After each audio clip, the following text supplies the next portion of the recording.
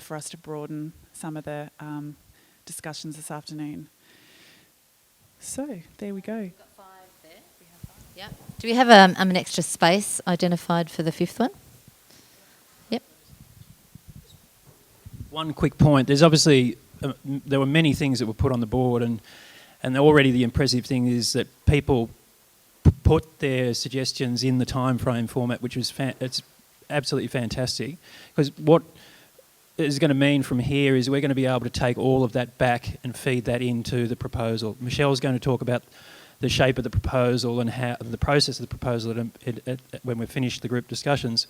But just to make sure that everybody knows, obviously today we can only cover so much within our 5-hour time frame, but all of this feedback is going to go into the process, and we will most likely probably come and follow you up as well if you have indicated your feedback on the post-it note. It'll give us a great opportunity to come back to you.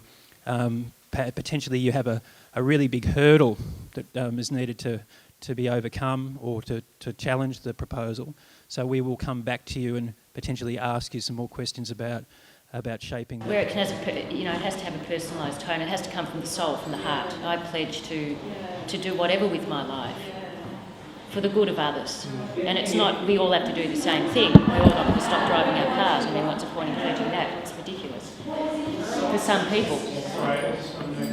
If that pledge is also coming from different groups within the community, that's a good way to spread that message. It's something that Cam from Friends of the Earth mentioned. We want to get having it on train and then having a segue into actually doing the crunchy end, the pointy end, because the danger is that the person that thinks that they're just had this Gas 500 project, and I just launched it last week. There was a big, quite funny day of celebration, and apparently the town's still buzzed.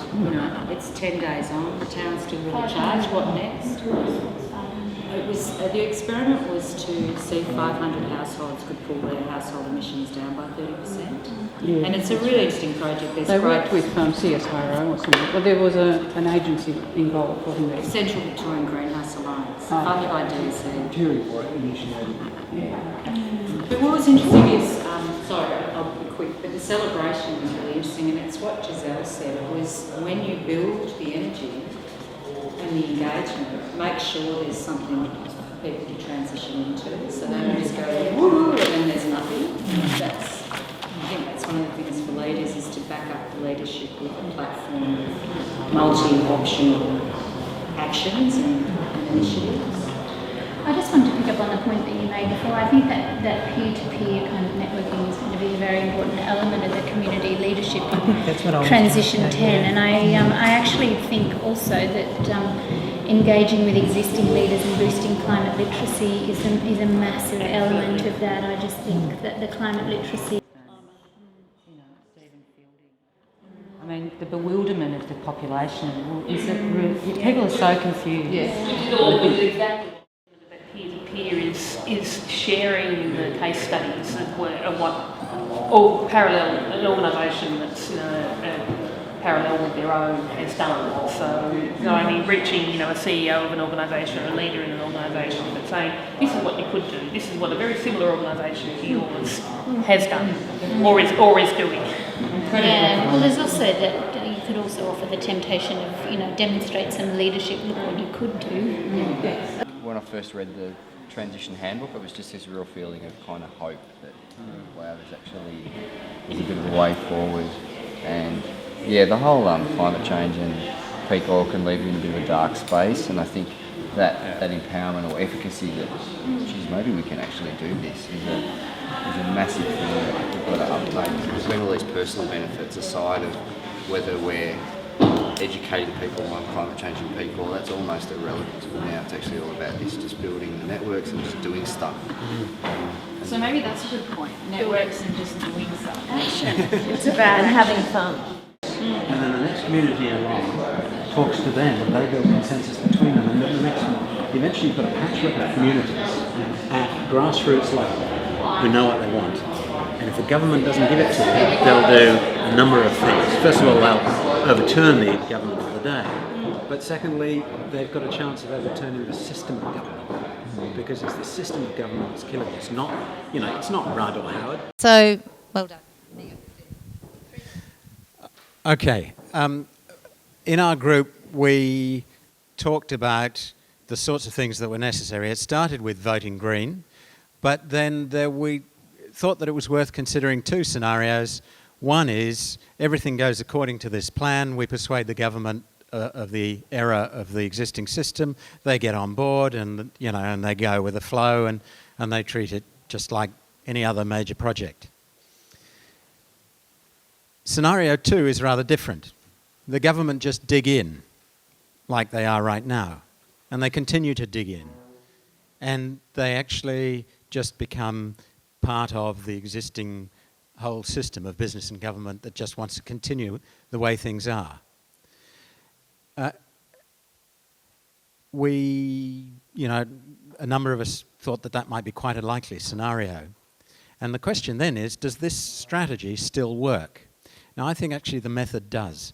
I think if we work on building consensus locally, getting communities to take care of themselves and become sustainable, resilient, reasonably self-sufficient, and they keep building consensus within their communities and between their communities, then either way the strategy will work, either because they all convince government to change, or because they form such a huge mass grassroots movement that eventually, and this was very much the last resort, they're in a position to literally white ant the government. They stop buying stuff, they stop paying taxes, they stop allowing people to build pipelines and desal plants everywhere and chop down all the trees.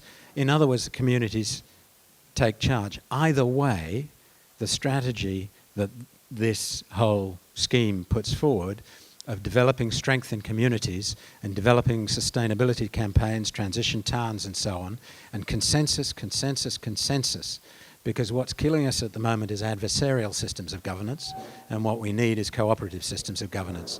If we build that at community level, the superstructure is going to have to change one way or the other. That's pretty well it. Under 3 minutes.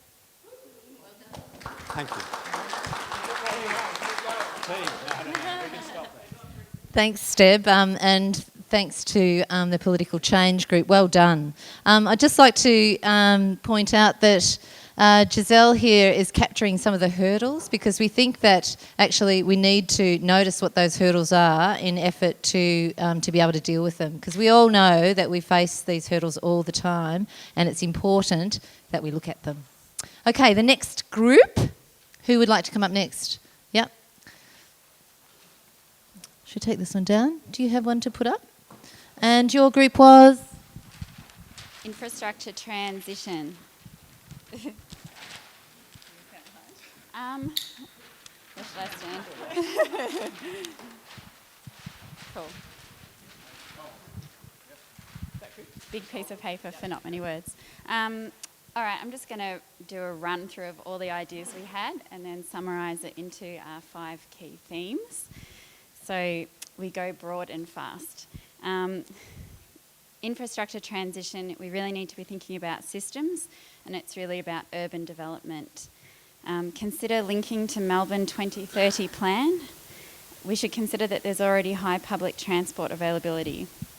Develop activity centres, so need to understand the scale required to create a sustainable centre. We need to consider the design of public transport, with one idea being that it should be made available 500 metres from everyone's door. Should we develop around corridors? A challenge is perhaps highly distributed population, especially across Melbourne, but we can consider transport costs, and that gives us a different perspective on just if that's a barrier or not. How does public transport design impact lifestyles? E.g., is there a barrier around considering parking issues and retail business space, and how public transport design would impact retail businesses? The need to transition from cars to public transport.